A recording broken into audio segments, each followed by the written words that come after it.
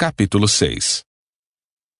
Num sábado, enquanto Jesus caminhava pelos campos de cereal, seus discípulos colheram espigas, removeram a casca com as mãos e comeram os grãos. Alguns fariseus lhes disseram: "Por que vocês desobedecem à lei, colhendo cereal no sábado?" Jesus respondeu: "Vocês não leram nas Escrituras o que fez Davi, quando ele e seus companheiros tiveram fome? Ele entrou na casa de Deus, comeu os pães sagrados, que só os sacerdotes tinham permissão de comer, e os deu também a seus companheiros. E acrescentou: o Filho do Homem é Senhor até mesmo do sábado." Em outro sábado, enquanto Jesus ensinava na sinagoga, estava ali um homem cuja mão direita era deformada. Os mestres da lei e os fariseus observavam Jesus atentamente. Se ele curasse aquele homem, eles o acusariam, pois era sábado. Jesus, porém, sabia o que planejavam, e disse ao homem com a mão deformada: "Venha e fique aqui diante de todos." E o homem foi à frente. Então Jesus lhes disse: "Tenho uma pergunta para vocês. O que a lei permite fazer no sábado? O bem ou o mal? Salvar uma vida ou destruí-la?" Depois, olhando para cada um ao redor, disse ao homem: "Estenda a mão." O homem estendeu a mão, e ela foi restaurada. Com isso, os inimigos de Jesus ficaram furiosos e começaram a discutir o que fazer contra ele. Certo dia, pouco depois, Jesus subiu ao monte para orar e passou a noite orando a Deus. Quando amanheceu, reuniu seus discípulos e escolheu 12 para serem apóstolos.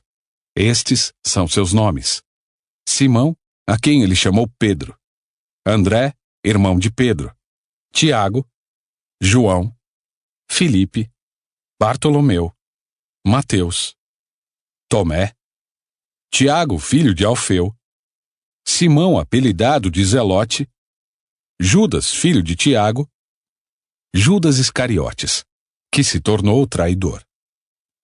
Quando Jesus e os discípulos desceram do monte, pararam numa região plana e ampla.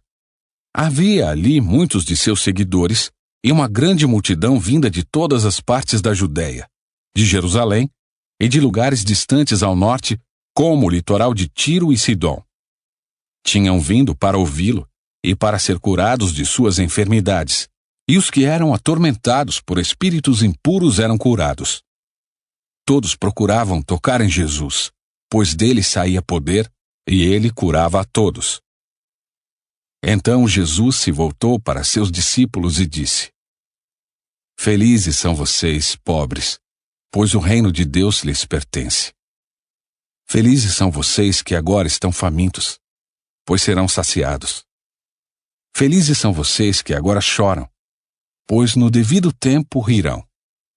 Felizes são vocês quando os odiarem e os excluírem, quando zombarem de vocês e os caluniarem como se fossem maus porque seguem o Filho do Homem. Quando isso acontecer, alegrem-se e exultem, porque uma grande recompensa os espera no céu.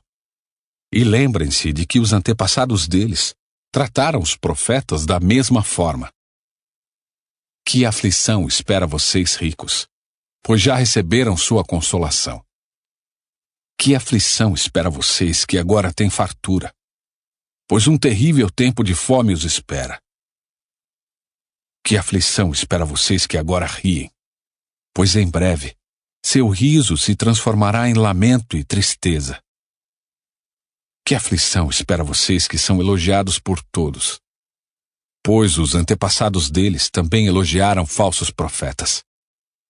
Mas a vocês que me ouvem, eu digo: amem os seus inimigos. Façam o bem a quem os odeia. Abençoem quem os amaldiçoa. Orem por quem os maltrata. Se alguém lhe der um tapa numa face, ofereça também a outra. Se alguém exigir de você a roupa do corpo, deixe que leve também a capa. Dê a quem pedir. E quando tomarem suas coisas, não tente recuperá-las. Façam aos outros o que vocês desejam que eles lhes façam. Se vocês amam apenas aqueles que os amam, que mérito tem? Até os pecadores amam quem os ama. E se fazem o bem apenas aos que fazem o bem a vocês, que mérito tem? Até os pecadores agem desse modo. E se emprestam dinheiro apenas aos que podem devolver, que mérito tem? Até os pecadores emprestam a outros pecadores na expectativa de receber tudo de volta. Portanto, amem os seus inimigos. Façam-lhes o bem e emprestem a eles sem esperar nada de volta. Então a recompensa que receberão do céu será grande, e estarão agindo de fato como filhos do Altíssimo. Pois ele é bondoso até mesmo com os ingratos e perversos. Sejam misericordiosos, assim como seu Pai é misericordioso. Não julguem e não serão julgados. Não condenem e não serão condenados. Perdoem e serão perdoados. Deem e receberão. Sua dádiva lhes retornará em boa medida, compactada, sacudida para caber mais, transbordante e derramada sobre vocês. O padrão de medida que adotarem será usado para medi-los. Jesus deu ainda a seguinte ilustração. É possível um cego guiar outro cego? Não cairão os dois num buraco? Os discípulos não são maiores que seu mestre, mas o aluno bem instruído será como o mestre. Por que você se preocupa com o cisco no olho de seu amigo, enquanto há um tronco em seu próprio olho? Como pode dizer, amigo, deixe-me ajudá-lo a tirar o cisco de seu olho, se não consegue ver o tronco em seu próprio olho? Hipócrita! Primeiro livre-se do tronco em seu olho, então você verá o suficiente para tirar o cisco do olho de seu amigo. Uma árvore boa não produz frutos ruins, e uma árvore ruim não produz frutos bons. Uma árvore é identificada por seus frutos. Ninguém colhe figos de espinheiros, nem uvas de arbustos espinhosos. A pessoa boa tira coisas boas do tesouro de um coração bom, e a pessoa má tira coisas más do tesouro de um coração mau. Pois a boca fala do que o coração está cheio. Por que vocês me chamam Senhor, Senhor, se não fazem o que eu digo? Eu lhes mostrarei como é aquele que vem a mim, ouve as minhas palavras e as pratica. Ele é como a pessoa que está construindo uma casa e cava fundo e coloca os alicerces em rocha firme. Quando a água das enchentes sobe e bate contra essa casa, ela permanece firme, pois foi bem construída.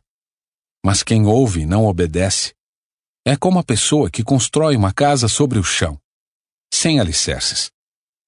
Quando a água bater nessa casa, ela cairá, deixando uma pilha de ruínas.